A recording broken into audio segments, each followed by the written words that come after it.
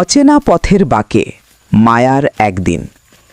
ভোররাতের হালকা কুয়াশা তখনও আমবাগানের মাথায় চাদর হয়ে জড়িয়ে আছে।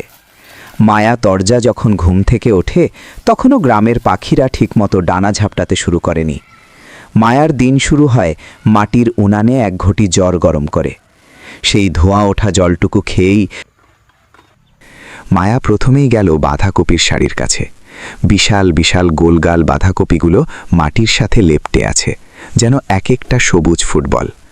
মায়া একবার নিচু হয়ে হাত বাড়িয়ে একটা বাঁধাকপি ছুঁল, কিন্তু কি এক অজ্ঞাত কারণে তার মন সায় দিল না।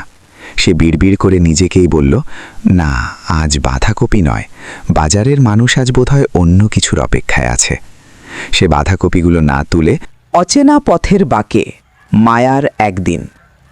ভোররাতের হালকা কুয়াশা তখনও আমবাগানের মাথায় চাদর হয়ে জড়িয়ে আছে। মায়া তরজা যখন ঘুম থেকে ওঠে তখনও গ্রামের পাখিরা ঠিকমতো ডানা ঝাপটাতে শুরু করেনি। মায়ার দিন শুরু হয় মাটির উনানে এক ঘটি জ্বর গরম করে। সেই ধোঁয়া ওঠা জলটুকু খেয়েই শটান চলে গেল জমির অন্য প্রান্তে, যেখানে সারি সারি বেগুনের গাছ দাঁড়িয়ে আছে। সেই গাছগুলোতে ঝুলছে লম্বা লম্বা কুচকুচে টালো চকচকে বেগুন। রোদে সেই বেগুনগুলোর গা থেকে যেন ঠিকরে পড়ছে মখমলি আভা। মায়া পরম মমতায় একে একে সেই লম্বা বেগুনগুলো কাটতে শুরু করলো।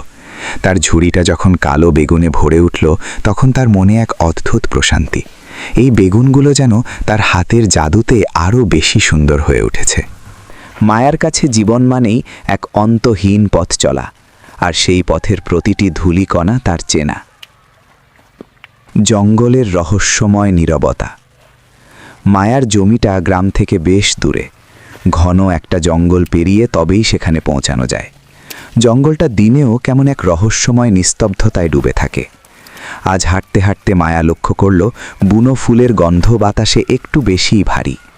বড় বড় শিরীষ আর শালগাছের ফাঁক দিয়ে ভোরের প্রথম আলো যখন মাটিতে আলপনা আঁকছে, মায়ার মনে হলো জঙ্গলটা যেন আজ তাকে কিছু বলতে চাইছে। শুকনো পাতার উপর দিয়ে তার হাঁটার শব্দ মচমচ করে প্রতিধ্বনিত হচ্ছে। মাঝে মাঝে ঝোপের আড়াল থেকে কোনো বুনো পাখি ডেকে উঠছে।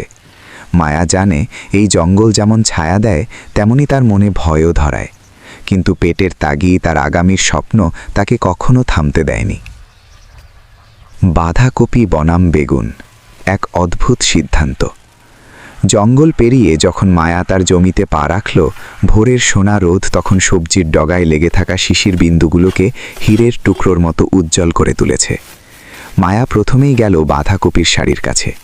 বিশাল বিশাল গোলগাল বাঁধাকপিগুলো মাটির সাথে লেপ্টে আছে, যেন এক একটা সবুজ ফুটবল।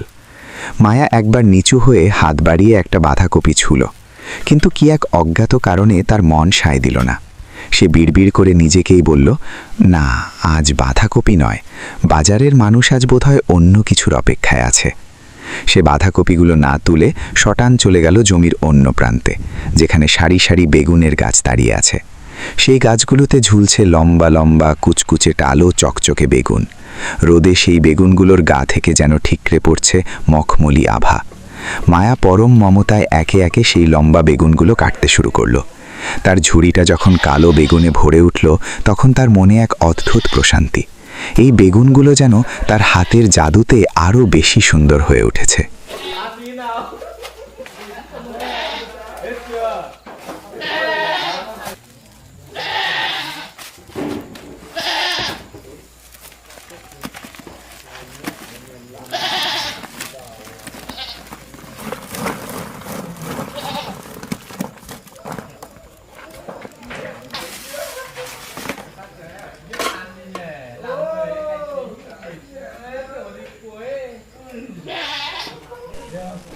বাজারের কোলাহলে মায়া। রোদ যখন মাথার উপর চড়চড় করছে, মায়া তখন তার ভারী ঝুড়িটা মাথায় নিয়ে বাজারের দিকে রওনা দিল। কপালে জমেছে ঘামের বিন্দু, কিন্তু মুখে তার ক্লান্তির চেয়েও বেশি জয়ের হাসি। বাজারে পৌঁছে সে তার নির্দিষ্ট চটের বাস্তাটা বিছিয়ে বসল। চারপাশে মানুষের চিৎকার, দরদাম আর হইচই, কিন্তু মায়ার দোকানের সামনে আসতেই মানুষ যেন একটু থমকে দাঁড়ায়। তার সেই কুচকুচে কালো লম্বা বেগুনগুলো দেখে যে কেউ বলে ওঠে, বাহ মায়া, আজ তো দেখি জাদু এনেছিস। মায়া মৃদু হেসে উত্তর দেয়, জমি থেকে সরাসরি আনা গো বাবু, টাটকা জিনিসের স্বাদই আলাদা।